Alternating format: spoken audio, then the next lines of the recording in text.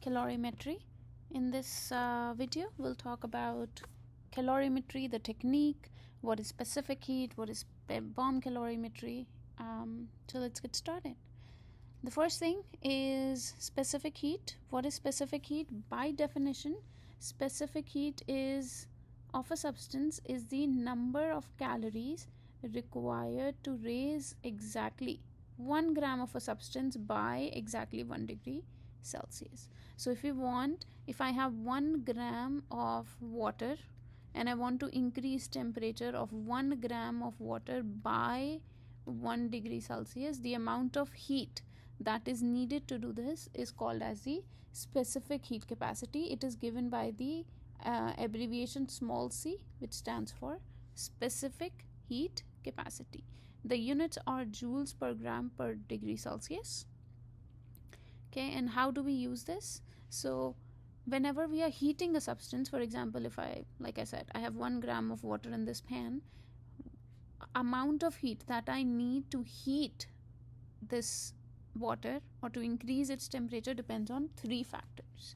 The first factor is the mass of water, how much water is present. The second factor is change in temperature, meaning what is the change in temperature of water I am interested in. For example, let's say the water is at 5 degrees Celsius. If I want to increase the temperature to 10 degrees, I need a different amount of heat.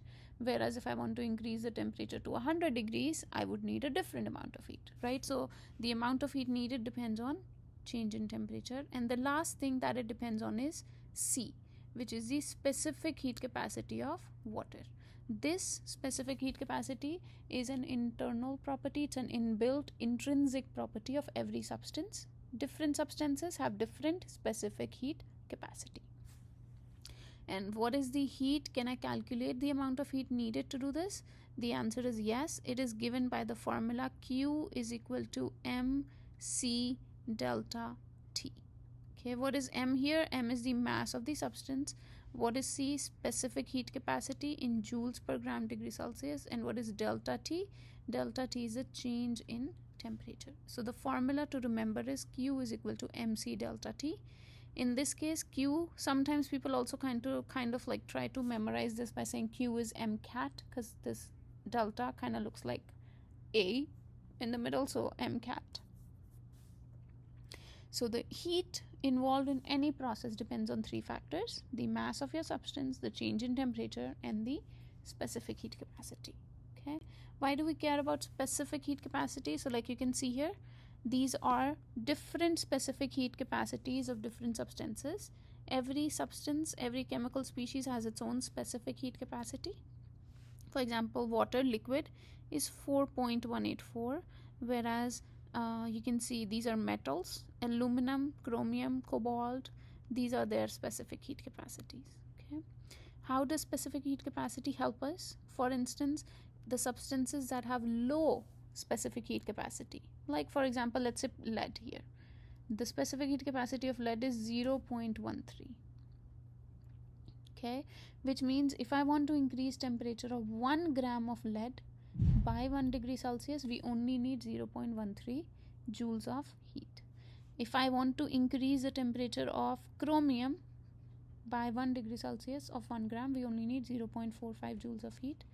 Whereas if on the other hand, if we want to increase temperature of water by 1 degree Celsius, we need 4.184 joules of heat. Okay, so the difference is between chromium and water requires almost 10 times the heat than chromium needs, and the difference lies majorly because of the specific heat capacity of these substances. So the substances with higher specific heat capacity values usually resist temperature change more than the substance with lower heat capacity. Okay, so example, due to the high specific heat capacity of water, 4.184, it can absorb a lot of heat but does not change the temperature as easily. Whereas if you look at sand, okay, sand can the specific heat capacity is only 1 joules on the beach. So it is very difficult sometimes. The same temperature you can on a beach, it's difficult to walk on the sand, whereas the water temperature is not that bad, right? You can go in the water, don't feel that hot, but to walk on the sand, it kind of feels really hot. Why is that? Because the specific heat capacity of sand is pretty low. So if the same amount of heat reaches the sand, the temperature of sand goes up really high, whereas temperature of water does not increase by that much. Okay, so now let's try some questions, some examples based on this approach. Okay, questions would be very simple, very straightforward, kind of like this. Calculate the specific heat of water if 83.68 joules is required to raise temperature of 4 grams of water by 5 degree Celsius. The question is, what is the specific heat capacity of water? Question is asking what is C. What is given to me is this much heat is required. Joules is always heat, so this is Q. This is the mass of water, and this is the change in temperature, because the question says it wants to raise the temperature by 5 degree Celsius. So that is change in temperature. What is the formula? Q is equal to mc delta T. Mass is given to us, Q is given to us, and delta T is given to us. Question is asking what is C. So we will rearrange this equation. To rearrange, I want to isolate C. So I want to get rid of M. So I can divide by M. I can divide by delta T. That cancels this out. My C is isolated, which means also have to repeat it on the other side. So the formula becomes C is equal to Q over M delta T. Now we can just plug in the values. Q is 83.68 joules divided by mass, which is 4.000 grams, and delta T is 5.000 degree Celsius. So if you look at units are joules per gram degree Celsius, which is a unit of C. Plug in this in your calculator and solve for your final answer. And if I plug this in the calculator, my calculator gives me 4.184 joules per gram degree Celsius. This is 4 sig figs. This is 4 sig figs. This is also 4 sig figs. So my final answer should be 4 sig figs. So that is my final answer. Now you do not have to memorize this heat capacities. They will be provided to you if the question requires that. Okay. Let's try another question. Calculate the number of joules of heat required to raise temperature of 123 grams of water from 14.7 to 31.1 degrees Celsius. Question is asking how much heat is required. Okay, what's given to us is mass. What else is given to us is initial temperature and final temperature.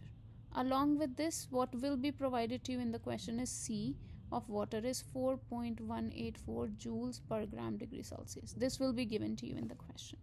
Okay, so how will we find this? We know Q is mc delta T. Mass is 123 grams. C is 4.184 joules per gram degree Celsius times delta T, which is, we have to find delta T will be always final minus initial. Even if this value comes out to be negative, you always do final minus initial. Why? Because it is a state function. So 31.1 minus 14.7 degrees Celsius, okay, which basically will give 16.4 degrees Celsius. So my delta T is 16.4 degrees Celsius.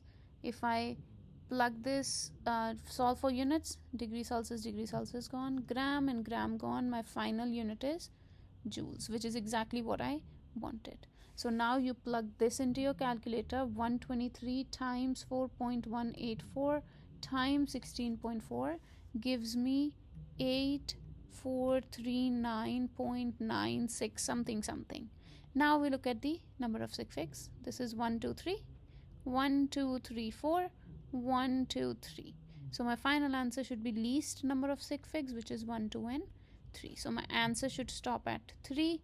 The following digit is 9, which means I will round my number up, and because this digit is before a decimal, I will also replace this by a 0, because it was 8,439. So I have to keep my 8 on the 1000 digit. So 8,440 joules, and that would be my final answer for heat.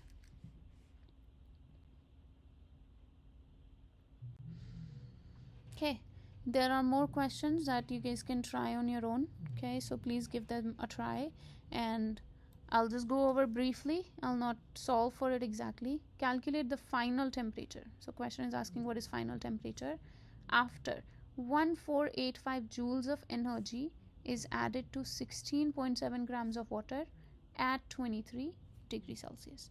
So the temperature final is what I need. Energy used was this, so this is the heat. This is how many grams of water was there, and the question says this was the initial temperature. So what do I know? I know delta T is TF minus TI. Okay, TF is what I need, so TF is going to be delta T plus TI. TI is given to me. I just need to find what is delta T here. And how can I find delta T? Q is equal to MC delta T. Q is given to me 1485 joules. M is given to me 16.7. C will be given to you. Again, it's missing in the question here, but C of water is 4.184 joules per gram degree Celsius. You do not have to memorize it. This will be given to you. From here, I can solve for delta T. Q over MC. Once I know delta T, I will use that, plug it in here, and solve for final temperature. Okay, so please try the question on your own. The answer, final answer is 44.7 degree Celsius. Calorimetry. Okay, the next technique we'll talk about is calorimetry. What is calorimetry? It is basically a technique which is used to measure or quantify the amount of heat that is transferred between the system and the surrounding. Okay, so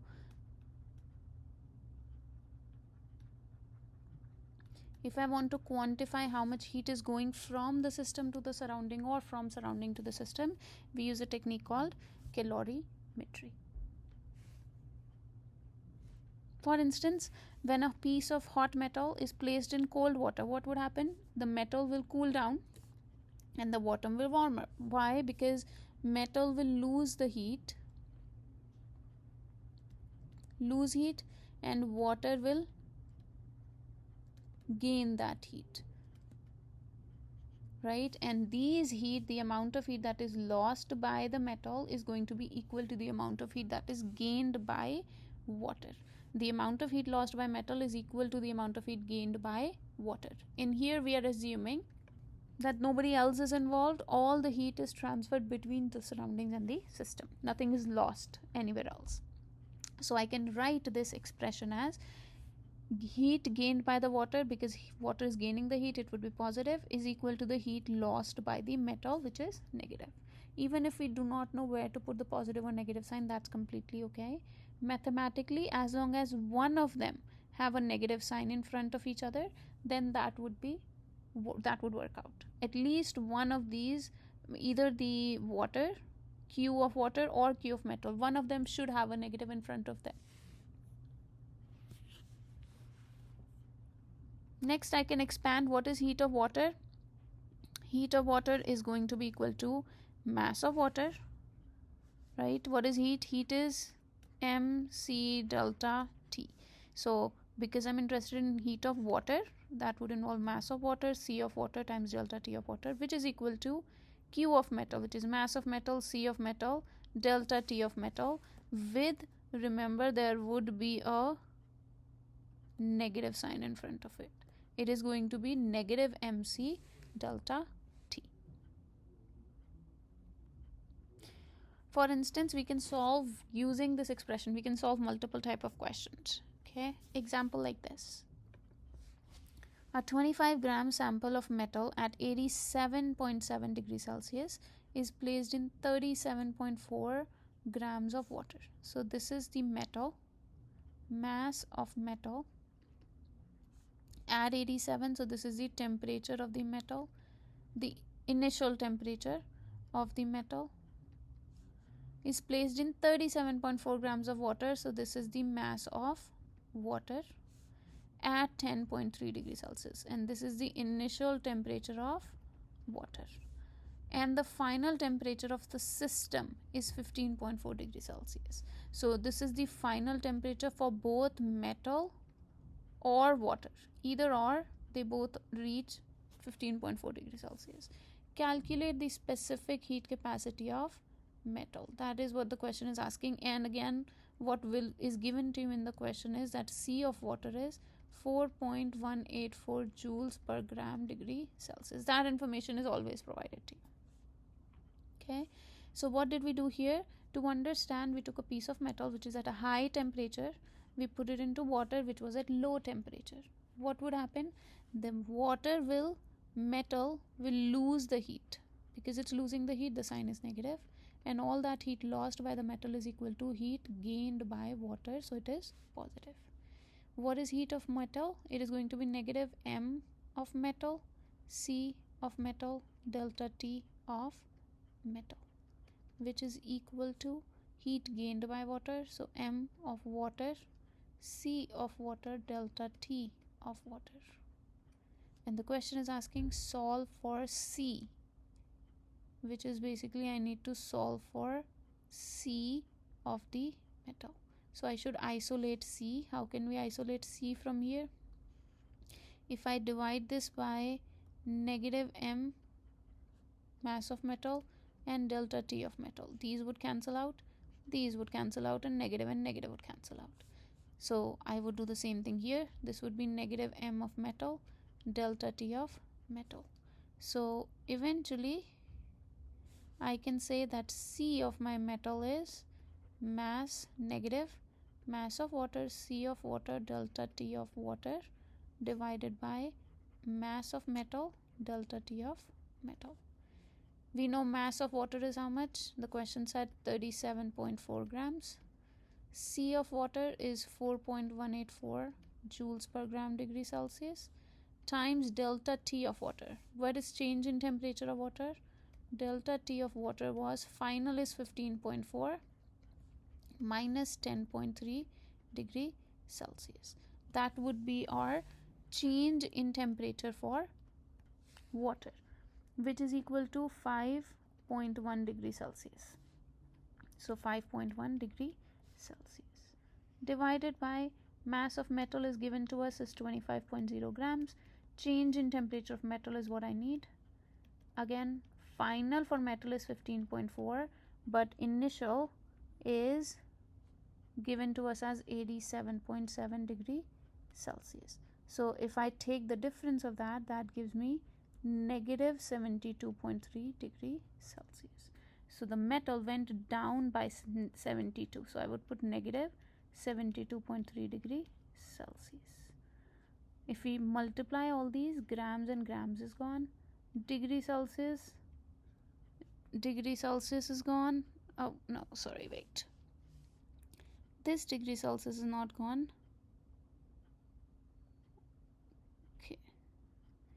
This degree Celsius and degree Celsius is gone. The only unit that's left is joules from here, gram from here, and degree Celsius from here, right? So that's the unit left. Now we plug all of these numbers into our calculator. So let's do that. 37.4 times 4.184 times 5.1. Get your answer and then divide it by 25. Get your answer and divide it by negative 72.3 degrees Celsius.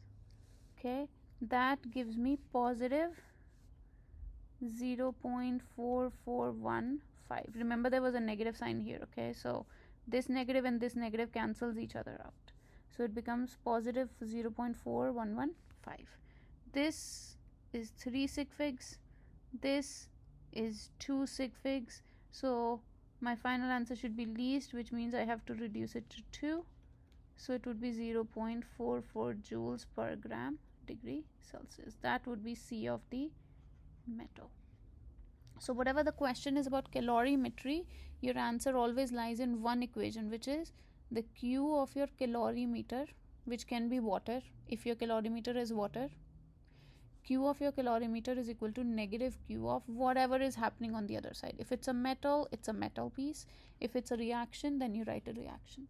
Basically, the idea is one loses the heat, another one gains the heat, and the amount is equal for both, the mathematical number.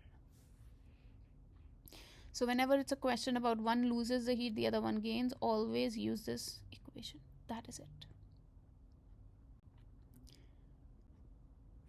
Then there is another type of calorimetry like this. This calorimetry that we saw is called constant pressure calorimetry. Okay, for instance, if I take a cup of styrofoam and I do the reaction inside of this, that is called a constant pressure calorimeter. Why? Because this cup is under a constant pressure of the atmosphere, so the pressure is constant. Second thing, it's a styrofoam cup, so ideally it should prevent loss of heat. If there is water inside of this, all the heat that is lost by whatever metal piece, let's say in here, will be gained by the water inside. So this is called as a coffee cup calorimeter, which is also a constant pressure calorimeter. Most of the times if we do an experiment inside a lab, it is done using this type of calorimeter. Okay, for example, constant pressure calorimetry is commonly carried out in undergrad labs using styrofoam cup and a lid. This minimizes the heat transfer between system and surroundings. The system is not sealed, so the calorimeter pressure is atmospheric pressure. That is why it is called constant pressure.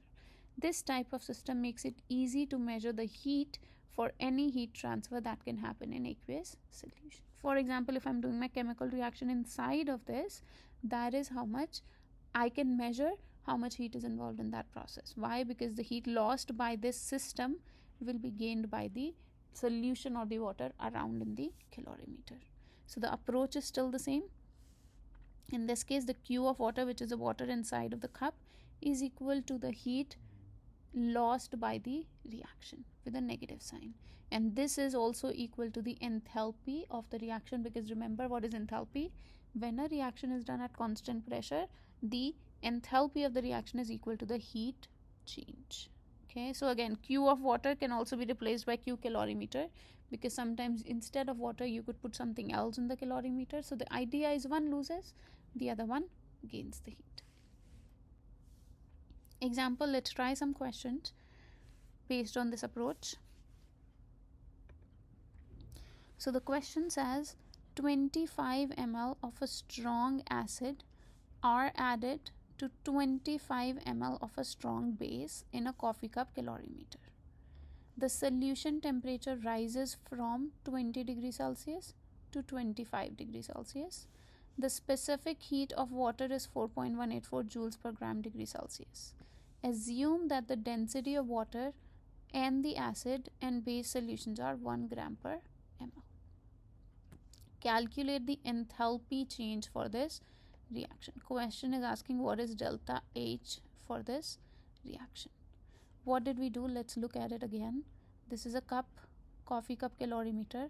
The question says we add 25 ml of acid into it, and we add 25 ml of base into it. Once this is added, the temperature of the solution initially was 20.5 degrees Celsius, but then finally it went up to 25.0 degree Celsius. The C of water is given to you, meaning they assume that everything inside is water based. The C is 4.184 joules per gram degree Celsius. The question is asking what is delta H. We know if the reaction is done inside a calorimeter, what is delta H? Delta H is equal to Q of the reaction, which is equal to the negative Q of calorimeter. Okay, what is Q of calorimeter?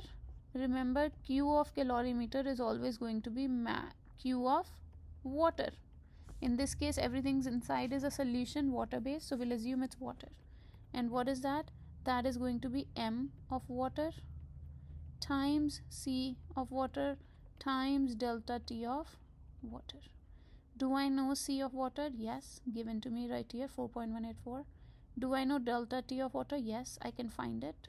Final minus initial, That would give me delta T of water. Do I know mass of water? That is what I need. Okay, mass is not given to me, but the question tells me we have 25 ml of base, 25 ml of acid, and it also gives us the density of the water, which means what is the total volume of this solution? Total volume is 25 plus 25, which gives me total 50 ml of solution. Density is 1.00 gram per ml. From here I can calculate the mass. What is mass? Remember this chart, the pyramid, DMV, DMV. So what is mass? Mass is density times volume. 1.00 gram per ml times 50 ml, which gives you 50 grams of sample. So now I know the mass of the sample. We plug all of this into the equation and we can solve for heat of water. Negative of that is going to be equal to heat of reaction, which is also equal to, sorry, let me say that again. We plug in the mass, plug in the C, plug in delta T, solve for this expression. That is equal to heat of water. Negative heat of water is heat of reaction, because whatever water gained was lost by the reaction, which is equal to delta H. Why? Because enthalpy is equal to heat of the reaction. Okay, so that is how we can find enthalpy of this reaction. Example like this: 25, 25, 50 grams. Plug all of this in here. That would be heat of reaction. The next thing the question was asking was is assuming that the strong acid has a concentration of 1.5 molar, calculate the enthalpy change per mole of the acid. So question says we have a concentration of 1.5 molar. What is the enthalpy per mole? So question is asking what is delta H per mole, which means if I take delta H from part A and divide it by number of moles, I should have my answer. Okay, for that I need moles of the acid. How can I find moles of the acid? The question says it's 1.5 molar. Again, what is molarity? Moles over volume in liters. So what is moles? Molarity times volume in liters. Do I know molarity? Yes, 1.5 molar. Do I know volume? Question said it was 25 ml. So I can convert 25 ml into liters and plug that here. So moles of acid is going to be 1.5 molarity moles per liter times liter, which is 0.025 liters. That would give me my moles of acid. Now I take those moles, plug that into this expression. That would give my answer, heat per unit mole. So for example like this, we found the molarity moles, gives us this many moles. Then we plug it into here. Delta H divided by moles, so write this, will give me moles, joules per mole or kilojoules per mole. It doesn't matter. The question didn't specify the unit, so you can give it in any unit.